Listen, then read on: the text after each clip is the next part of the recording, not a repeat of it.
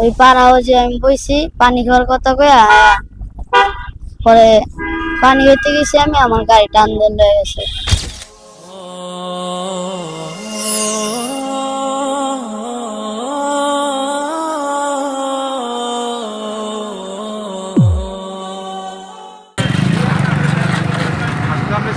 ওর নাম কি?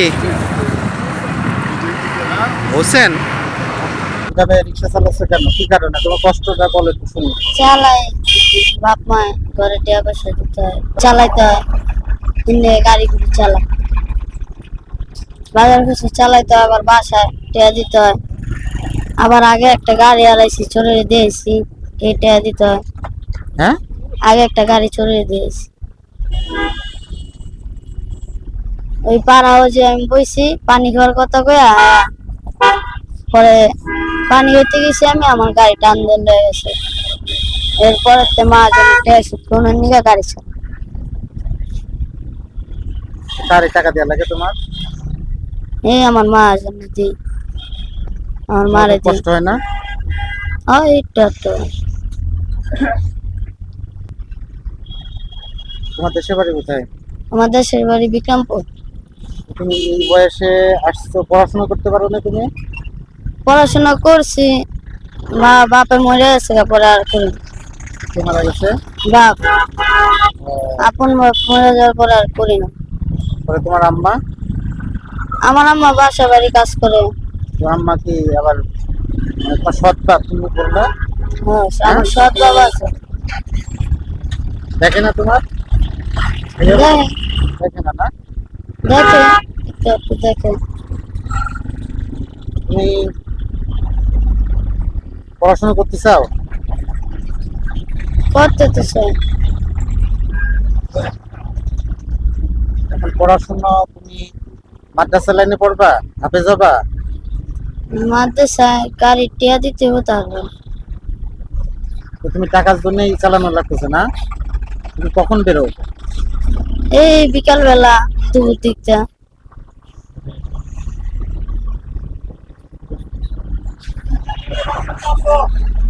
এই কথা শুনে মনটা খারাপ হয়ে গেল।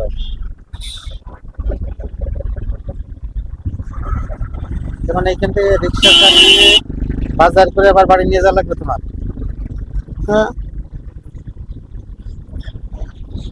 বাসে যাওয়া লাগবে, বাজারে দিয়ে দিবে। বাজার করা লাগবে? পরে আবার গাড়ি বের করতে হবে।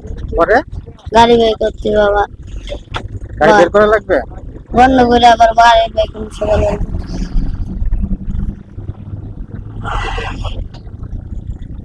তুমি কি খাইতে চাও বলো? না, তোমার বাজার করে দিলে তুমি নিবা? হ্যাঁ, বাজার করে দিলে নিবা? হ্যাঁ, ঠিক আছে, চলো তোমার কিছু কিনে দিচ্ছি।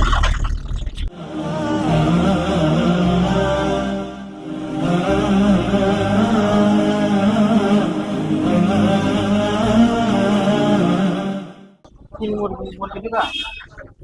হ্যাঁ, এটা নিবা?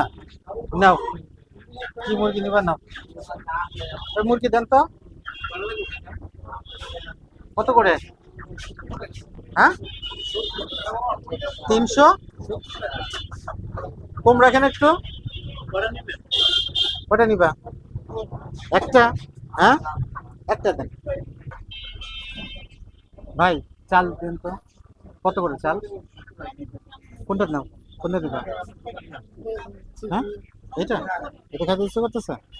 হ্যাঁ, আচ্ছা ঠিক আছে।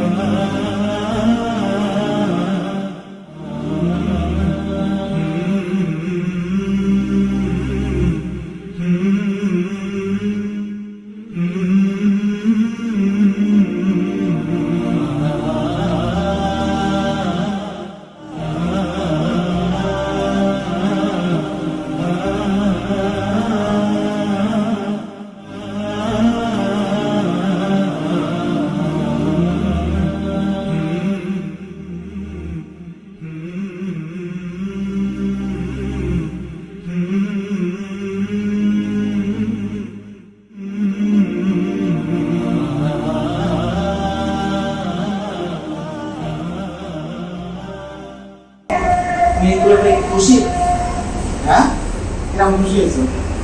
হ্যাঁ, তুমি তোমার বোন, ছোট বোন, তারও তুমি মাদ্রাসা কোন ক্লাসে পড়ো? ছোটটা কি বাচ্চাটা ছোট পড়ে, তারও তুমি দেখাশোনা করে এই বয়সে?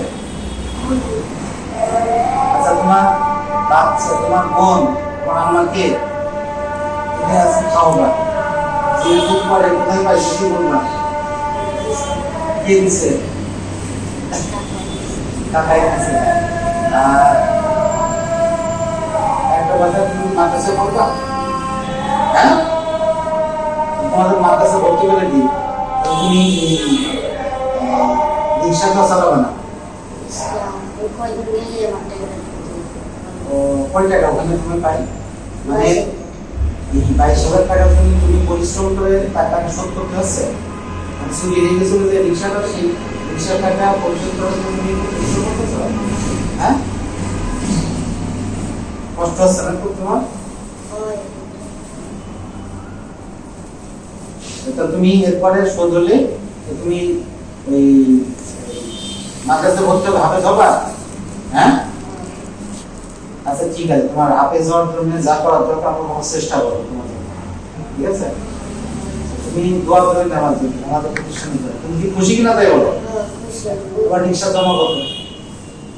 সারাদিনে 350 টাকা। আজকে কয় টাকা দেওয়া লাগবে? 200 টাকা দিলে হয়ে যাবে? তুমি এখন বাড়ি চলে যাও। হ্যাঁ, বাড়ি চলে যাও, আমি তোমার 200 টাকা তো আমি দিয়ে দিচ্ছি, একটু বেশি, তুমি নিয়ে চলে যাও।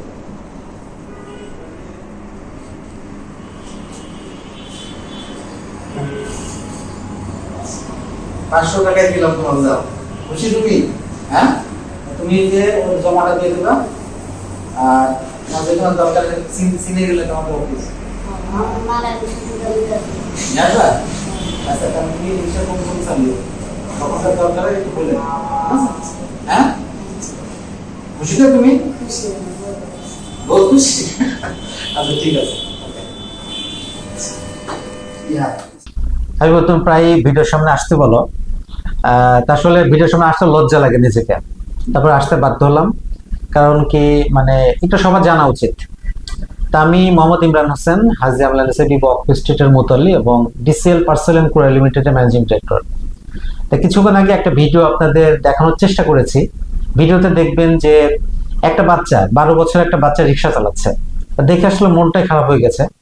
তা আমার যতটুকু সামর্থ্য ছিল ওই মুহূর্তে পকেটে যে টাকাটা ছিল, এই টাকাটা দিয়ে তার একবেলা বাজার করে দিয়েছি। তা এই টাকাটা কিন্তু আমার না, এটা হাজি আমলা স্টেটের চ্যারিটি পারপাস যে ফান্ডটা ছিল সেখান থেকে দেওয়ার চেষ্টা করেছে। তো এই বাচ্চাটা একদিন বাজার করলে কি তার সারা জীবন চলবে তা কিন্তু না। এই একবেলার বাচ্চাটা সে একবেলায় কিন্তু খেতে পারবে। আমার মেসেজটা এটাই যে এইটা দেখে আপনারাও কিন্তু এগিয়ে আসতে পারেন। আপনার আশেপাশে যারা আছে তারাও এই ধরনের অভাবী লোক থাকতে পারে বা আছে, তাদের জন্য আপনারা করেন, সমাজে বিত্তশালী যারা আছেন। এবং এটার পাশাপাশি বাংলাদেশে অনেক মুতাল্লি সাহেব আছেন যারা আপনার ওয়াকফ স্টেট পরিচালনা করতেছেন এবং ওয়াকিফ যে উদ্দেশ্যে সম্পদ দান করে গেছেন সেটা সাকসেসফুলি পড়েন, পরকালে শান্তি অর্জনের উদ্দেশ্যে কিন্তু ওয়াকিফ সম্পদ দান করে গেছেন। তা আপনাদের উদ্দেশ্যে আর একটা কথা বলতে চাই, এটা আপনাদেরও দায়িত্ব যে এতিম অসহায় দুস্থ চিকিৎসা বঞ্চিতদের পাশে এসে দাঁড়ানো। তা এটা আমি সবাইকে দেখাচ্ছি, আমার পাশাপাশি আপনারা এগিয়ে আসুন। এটা দুই দিক থেকে লাভবান হবে, পরকালে শান্তি অর্জনের উদ্দেশ্য হবে, সমাজের দারিদ্র বিমোচন সহ কর্মসংস্থান দূর হবে, এতিম অসহায় দুস্থ লোকজন উপকৃত হবে। আমার জন্য দোয়া করেন। আসসালামু আলাইকুম।